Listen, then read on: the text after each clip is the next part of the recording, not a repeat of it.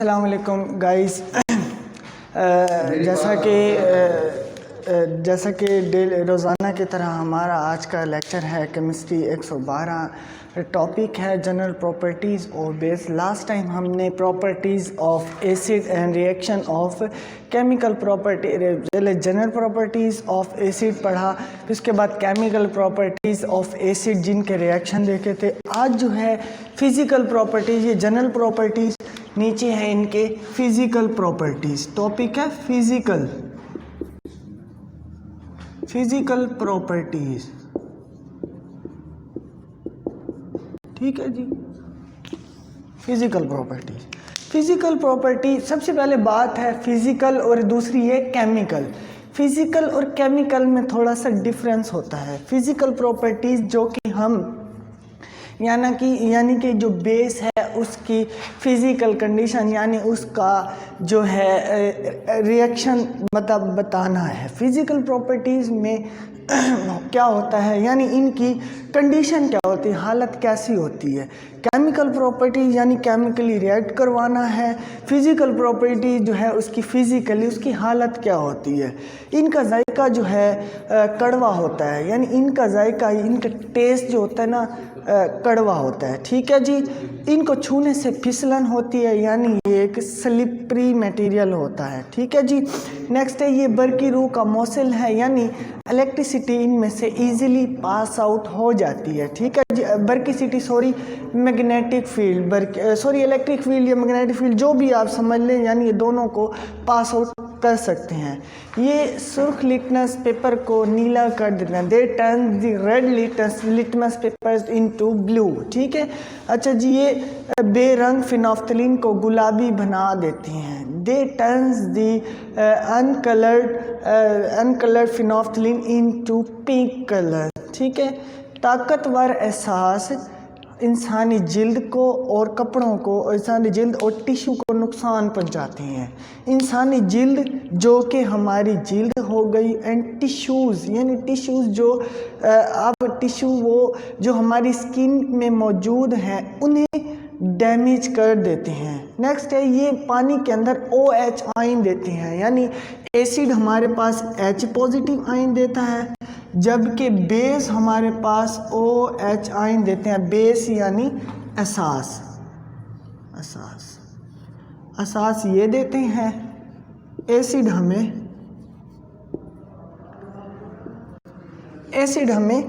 H ion देता है, H positive ion. ठीक है जी, ये बात ओके हो गई। NaOH और KOH के अलावा बाकी एहसास जंग नहीं लगाती, यानी ये जो दो यहाँ पर मेंशन है NaOH एंड KOH, ये हमारे पास जो है एंड KOH ये जंग लगाते हैं, यानी रस्टिंग का काम, कोरियन का काम करते हैं। ठीक है, कोरियन का जंग लगाने का। अच्छा जी, नेक्स्ट है अब इनकी केमिकल प्रॉपर्टी। ये तो थी फिजिकल प्रॉपर्टीज़। केमिकल प्रॉपर्टीज़ यानी अब हम बेस को लेंगे और इनके केमिकली इन्हें रिएक्ट करवाएंगे और इनकी फिर जो है प्रॉपर्टीज़ हैं वो देखेंगे, भाई इनका अब क्या इन पे इम्पैक्ट है। Chemical properties. ठीक है। सबसे पहला रिएक्शन है reaction with oil and fat, यानी तेल और चर्बी से अमल। यानी बेस जब इनसे अमल करता है तो साबुन और ग्लिसरॉल बनता है, यानी सोप और दूसरे ग्लिसरॉल बनता है। ठीक है जी। नेक्स्ट है हमारे पास रिएक्शन ऑफ, पहला तो हो गया, यानी reaction with oils and fats. ठीक है। इनसे रिएक्ट करके ये हमारे पास सोप एंड ग्लिसरॉल बनता है। सॉरी,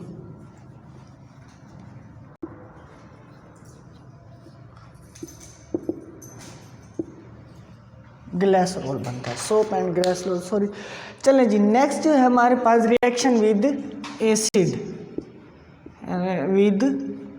ठीक है, विद एसिड, यानी अब हम तेज़ाब के साथ इसका रिएक्शन करवा रहे हैं। तेज़ाब हमारे पास जो होता है HCl हो गया, प्लस NaOH भी हमारे पास बेस है, ये हमारे पास बेस है, ये हमारे पास एसिड है। ठीक है, इनका अब रिएक्शन, एसिड और बेस जब रिएक्शन करते हैं तो सॉल्ट एंड वाटर बनता है, यानी ये Na पॉजिटिव है, OH नेगेटिव, ये पॉजिटिव।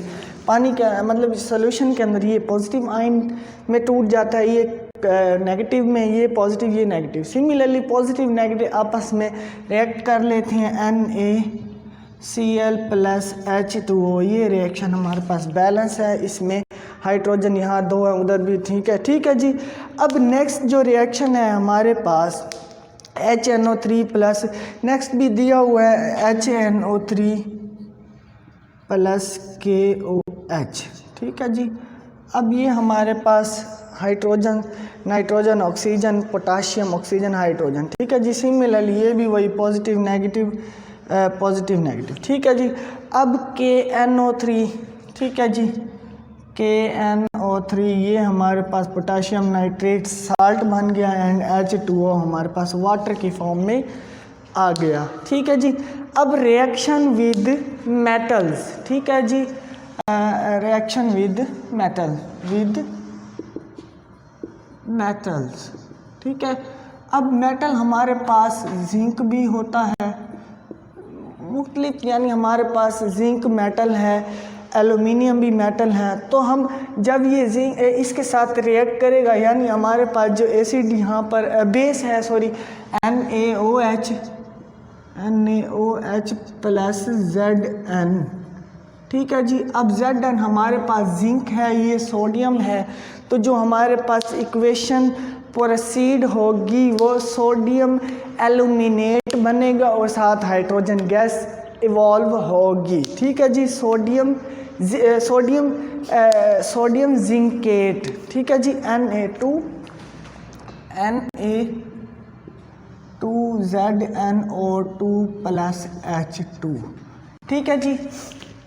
अब यहाँ पर हमारे पास सोडियम यहाँ पर 2 मौजूद है, जिंक यहाँ 1 है, ऑक्सीजन 2 है, हाइड्रोजन भी 2 है। तो इसमें इधर कंपैरिजन इसके साथ करते हैं। Na हमारे पास यहाँ सिंगल है, यहाँ डबल है, तो यहाँ पर थोड़ा सा गड़बड़ मामला हो गया। हाइड्रोजन यहाँ सिंगल था, यहाँ पर डबल है, ऑक्सीजन यहाँ सिंगल है, तो फ़र्क 2 और 1 का है, तो हम इसलिए 2 से मल्टीपल करते हैं, मल्टीप्लाई 2 से कर देते हैं, 2Na हो गए, यहाँ भी ठीक है। O की भी वैल्यू यहाँ पर 2 वहाँ है, इधर भी 2 ही है, H भी यहाँ पर 2 है, उधर भी है। तो ये हमारे पास इक्वेशन बैलेंस हो गई। इसे कहते हैं सोडियम जिंकेट। और ये हमारे पास हाइड्रोजन गैस। ठीक है जी। हाइड्रोजन गैस हो गई। ठीक है जी। हमारे पास नेक्स्ट जो रिएक्शन है हमारे पास इसी का NaOH प्लस एल्यूमिनियम। अब एल्यूमिनियम तो यहाँ पर जो रिएक्शन दिया गया है वो यूँ है, Na2 सिमिलरली ऐसे ही Na2AlO2 प्लस H2O। ये किताब में जो रिएक्शन लिखा हुआ है प्यारे भाइयों, ये है गलत है। इसकी वजह क्या है, ये वैलेंसी इसमें पूरी नहीं होती। जिंक की वैलेंसी और एल्यूमिनियम की वैलेंसी में फ़र्क है। ठीक है जी। जिंक में लास्ट में इलेक्ट्रॉन होते हैं हमारे पास 4 की, यानी 6 की हमारे पास डेफिशिएंसी होती है। 2 सोडियम प्रोवाइड करता है, 4 ऑक्सीजन प्रोवाइड करते हैं कोवलेंट बॉन्ड के तहत, तो हमारे पास 2 सोडियम के आगे 4 इनके साथ 2 बनती हैं। तो यहाँ से हमारी 6 इलेक्ट्रॉन इसके पूरे हो जाते हैं जो जिंक में डेफिशिएंसी, जबकि यहाँ पर 5 की रिक्वायर्ड होता है। 2 सोडियम प्रोवाइड अगर कर रहा है, ऑक्सीजन 4 कर रहा है, तो ये 4 जमा 2 हो गए 6। हमारे पास 1 इलेक्ट्रॉन फिर कहाँ गया, तो 1 इलेक्ट्रॉन हमारे पास यहाँ पर जो है उसकी मतलब ज़्यादती हुई है, तो लिहाजा ये रिएक्शन गलत है, ये वाला ये रिएक्शन गलत है। ठीक है जी। इसको सेट करना है। इसको सेट कैसे करेंगे, इस तरीके से सेट होगा NaOH प्लस Al एल्यूमिनियम, तो ये हमारे पास बनता है AlO2 plus Na2O plus H2, ये रिएक्शन ठीक बनता है इस तरीके से। ठीक है जी। अब यहाँ पर सोडियम एक यहाँ है, दो यहाँ पर सोडियम मौजूद हैं इस रिएक्शन के रिज़ल्ट में। तो सोडियम की 1 वैल्यू यहाँ पर 2 है तो 3 हो गई। यहाँ पर सोडियम सिंगल था तो 3 से मल्टीप्लाई कर दिया, तो यहाँ से सोडियम की वैल्यू इधर दोनों बराबर हो गई। अब बात आती है ऑक्सीजन पे। यहाँ पे ऑक्सीजन 2, यहाँ पर 1, 3, तो यहाँ पर 3 का मल्टीपल जो किया वो ऑक्सीजन से भी बैलेंस हो गया, ऑक्सीजन को भी बैलेंस उसने कर दिया। सिमिलरली अब हम बात हाइड्रोजन पे करते हैं। हाइड्रोजन यहाँ पे 2 मौजूद हैं, तो यहाँ पर हाइड्रोजन का मामला जो है थोड़ा सा यानी गड़बड़ हो रहा है। तो हाइड्रोजन का मामला गड़बड़ हो रहा है, तो हम इसको कर देते हैं 3/2 से मल्टीप्लाई कर देते हैं 3/2 से, यानी हाइड्रोजन 2 यहाँ से जो कट जाएंगे, 3 हाइड्रोजन हमारे पास आ जाएंगे इस इक्वेशन में। तो ये इक्वेशन हमारी ठीक होती है। ठीक है जी। अब अगर इस वैसे तो पेपर्स के अंदर जौन सी मर्ज़ी लिख दी जाए, एक भी रिएक्शन काफ़ी होता है, लेकिन अगर आपका दिल चाहे तो आप ये भी लिख दें, ये भी लिख दें, समझ आपको आनी चाहिए। नेक्स्ट जो है reaction with metallic acid. Metallic acid यानी पहले था जस्ट ओनली मेटल, अब मेटल ऑक्साइड के साथ, यानी ये हमारे पास थर्ड था। फोर्थ वन जो है हमारे पास with metallic acid, sorry metallic oxide, sorry metallic salt है, सॉरी मैं थोड़ा सा मिस्टेक कर गया, तो मेटालिक साल्ट। अब हमारे पास बेस वही है NaOH प्लस मेटालिक साल्ट, मसलन हमारे पास आयरन क्लोराइड, आयरन क्लोराइड। ठीक है जी। FeCl3 arrow. ठीक है। अब ये सोडियम पॉजिटिव, ये नेगेटिव, ये पॉजिटिव, ये नेगेटिव। अब हमने इस इक्वेशन को अगेन बैलेंस करना है। ठीक है जी। अब आयरन की होती है +3 वैलेंसी। ठीक है जी। इसकी 1 होती है, इसकी 1 है, इसकी भी 1 है। ठीक है जी। तो अब यहाँ पर ये Fe, ये पॉजिटिव, ये नेगेटिव पॉजिटिव आपस में रिएक्ट करेंगे, ये हमारे पास ये 2 रिएक्ट करेंगे। ठीक है। FeOH thrice. ठीक है जी। यानी जब ये 2 रिएक्ट करेंगे, इनके प्लस माइनस कट जाएंगे, इसका 3 इसके ऊपर शिफ्ट हो जाएगा, यानी इसका 3 इस पे शिफ्ट हो गया, इसका 1 इस पे शिफ्ट हो गया। ठीक है जी। No problem. नेक्स्ट जो हमारे पास है प्लस, अब ये 2 बच गए, सोडियम एंड क्लोराइड, NaNaCl। अब इक्वेशन के अंदर आते हैं दोबारा। अब देखें आयरन यहाँ पर सिंगल है, ठीक है, क्लोरीन यहाँ पर 3 है, जबकि यहाँ पर क्लोरीन सिंगल है, तो हम इसको बैलेंस करने के लिए इसके साथ 3 का मल्टीपल फैक्टर लगा देते हैं, तो 3 यहाँ पे बैलेंस क्लोरीन हो गया। सिमिलरली हमारे पास ये अब बात आती है हाइड्रोजन पे, यानी हाइड्रोजन पे आ जाते हैं अगेन। हाइड्रोजन यहाँ पर 3 है, ऑक्सीजन भी 3 है, तो 3 का यहाँ भी फैक्टर हमें मल्टीप्लाई करना होगा इसको बैलेंस करने के लिए। अब हाइड्रोजन भी 3, ऑक्सीजन भी 3, सिमिलरली यहाँ से भी 3, ये ठीक है बात। अब बात आ गई सोडियम पे, Na पे। Na यहाँ भी 3 था, यहाँ के फैक्टर 3 से मल्टीपल होने थे, तो ये हमारे पास बैलेंस इक्वेशन हो गई। ठीक है जी। अब नेक्स्ट जो है हमारे पास इक्वेशन है वो क्रोमियम क्लोराइड की है, वो भी एज इट इज सेम ही है। ठीक है जी। अब है write a note on, next topic है strength of acid and base. Next है strength of acid and base. ठीक है जी। मैं इसको रेज कर रहा हूँ। Strength of acid and base, सबसे पहले बात होती है स्ट्रेंथ की। स्ट्रेंथ आता है हमारे पास GTH ऑफ एसिड बेस।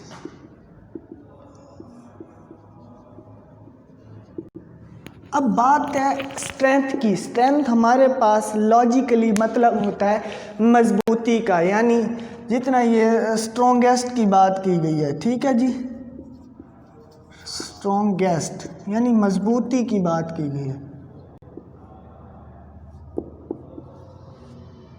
मजबूती की बात की गई यानी जितना पावरफुल, ठीक है जी। अब एसिड और बेस दोनों की बात है, तो एसिड के अंदर एसिड की पहचान, एसिड हमारे पास मतलब ये देख लें H2SO4, ये हमारे पास है एसिड जिसे तेजाब कहते हैं, ठीक है जी। नेक्स्ट है हमारे पास NaOH, ये है हमारे पास बेस जिसको असास बोलते हैं, ठीक है जी। तो समझने की बात ये है, वो कहते हैं एसिड की मजबूती, यानी एसिड के अंदर जितने हमारे पास आयनाइज आयन यानी हाइड्रोजन की शक्ल में जितने मौजूद होंगे, जो मुकम्मल तौर पर आयनाइज हो जाता है, वो कहलाता है स्ट्रॉन्गेस्ट या स्ट्रॉन्ग एसिड। जो एसिड पानी के अंदर जल्दी से आयोनाइज हो जाए यानी स्ट्रॉन्ग एसिड कहलाता है, जो कंप्लीटली आयोनाइज हो जाए, स्ट्रॉन्ग एसिड, ठीक है जी, कंप्लीट आयोनाइज हो जाए, कंप्लीट आयोनाइज, पहली बात, ठीक है। नेक्स्ट है हमारे पास वीक एसिड, जो कंप्लीटली आयोनाइज ना हो वो कहलाता है वीक एसिड। जो मुकम्मल तौर पर आयोनाइज ना हो वो कहलाता है वीक एसिड। इसकी मिसाल में हमारे पास HCl, H2SO4, HNO3, ठीक है। अब इसकी जो हमारे पास मिसाल है वो है यानी कंप्लीटली नॉन कंप्लीटली आयनाइज, ठीक है, आयनाइज। इसकी मिसाल CH3, COOH एंड H2CO3, यानी ये हमारे पास एसिटिक एसिड और कार्बोनिक एसिड इसकी मिसाल होती हैं। Similarly strong acid and then strong base, ठीक है जी, स्ट्रॉन्ग बेस, वो बेस जो पानी के अंदर मुकम्मल तौर पर आयोनाइज हो जाए, कंप्लीटली आयोनाइज,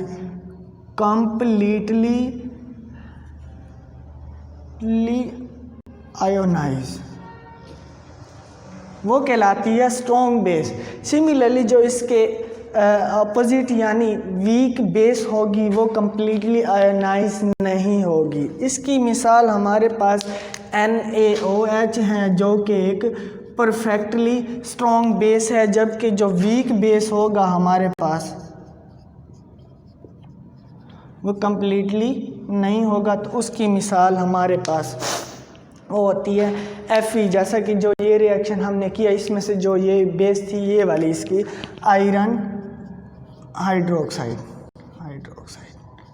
ठीक है जी। ये कंप्लीटली यानी स्ट्रॉन्ग बेस है, ये वीक बेस है जी। गाइस टॉपिक है हमारा अल्कली।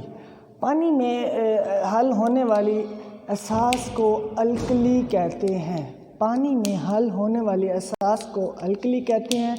नोट मिसाल यानी जो पानी में हल हो जाती हैं वो NaOH, KOH सोडियम हाइड्रोक्साइड और पोटाशियम हाइड्रोक्साइड, ठीक है जी, ये पानी में हल इजीली हो जाती है।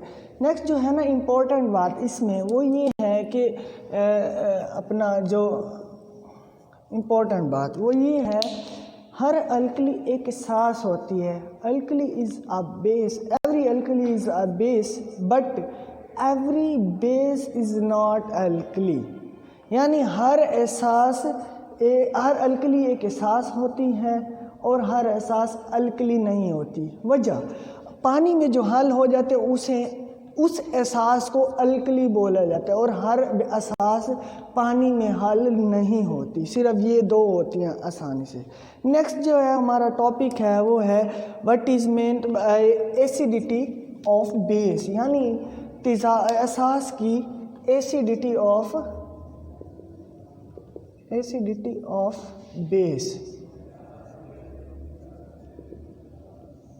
एसिडिटी ऑफ, ये हमारे पास तेजाबियत हो गई, ये है असास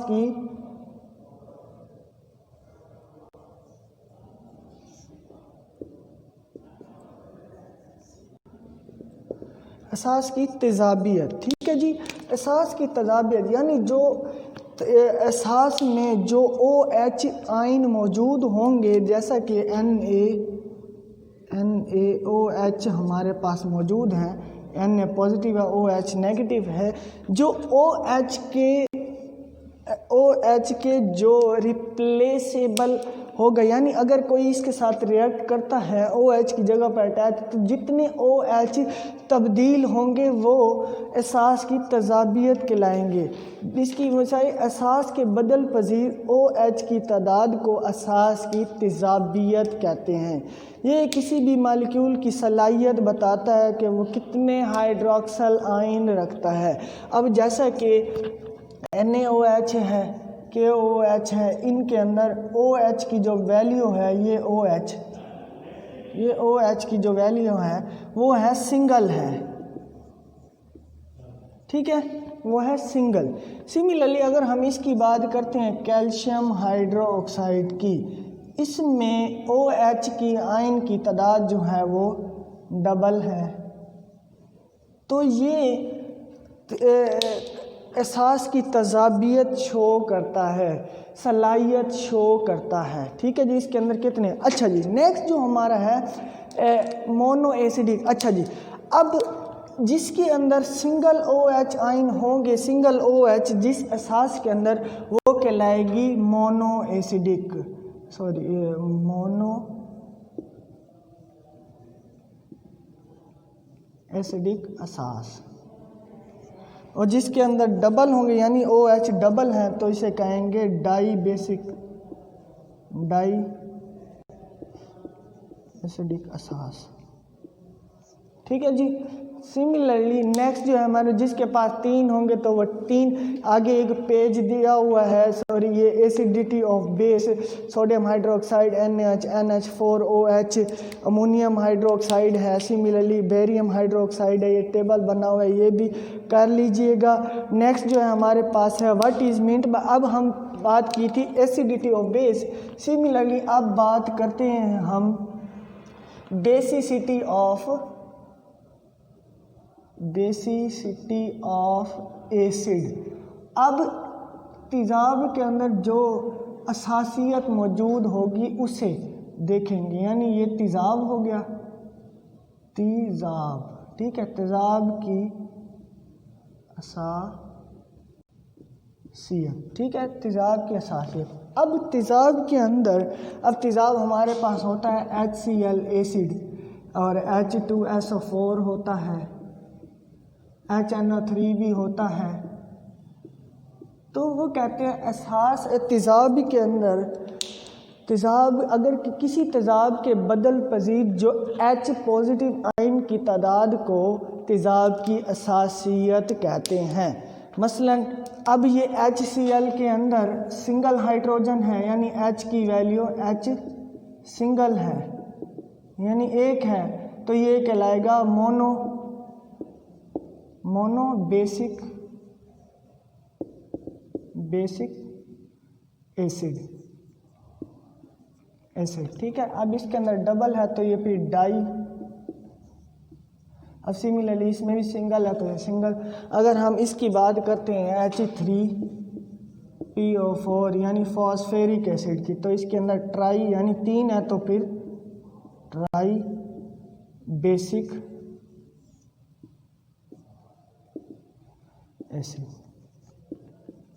ट्राई बेसिक एसिड। ठीक है जी, तो ये हमारे पास इसका भी टेबल मौजूद है, एसिडिक एसिड है। सिमिलरली ये हमारे पास CH3COOH, इसका जो स्ट्रक्चर होता है वो कुछ यूँ होता है, यानी CH3C O, ये O7H। अब इसके अंदर ये H आयन जो है, ये H आयन जो है इसकी असासियत को शो करता है। अब ये हमारे पास कहलाएगा मोनो बेसिक आयन, ठीक है, मोनो बेसिक एसिड, ठीक है जी। सिमिलरली मज़ीद भी है, नाइट्रिक एसिड है, हाइड्रोक्लोरिक एसिड है, वो भी सल्फ्यूरिक एसिड है, ऑक्ज़ालिक एसिड है, H2CO4, कार्बोनिक एसिड है, फॉस्फेरिक एसिड है, जो कि मैंने यहाँ पर बना के दिखा दी हैं। तो जो एसिड, जितनी एसिड के अंदर जितनी हाइड्रोजन की पावर होगी, यानी जो हाइड्रोजन की क्वांटिटी मौजूद होगी, मिकदार मौजूद होगी, वही उसका मतलब जो बेसिसिटी वाला प्रोसेस के तहत उसकी वैल्यू बनेगा। यानी अब इसके अंदर H3 है तो हम इसको ट्राई बेसिक, ट्राई कहते हैं 3 को, सिंगल को हम कहते हैं मोनो, सिंगल को कहते हैं मोनो, डबल को कहते हैं डाई, ठीक है, जिसके अंदर 2 होंगे हाइड्रोजन तो वो डाई। सिमिलरली ये हमारा जो टॉपिक है यहाँ पर इसी चैप्टर का एंड हो जाता है। Thank you.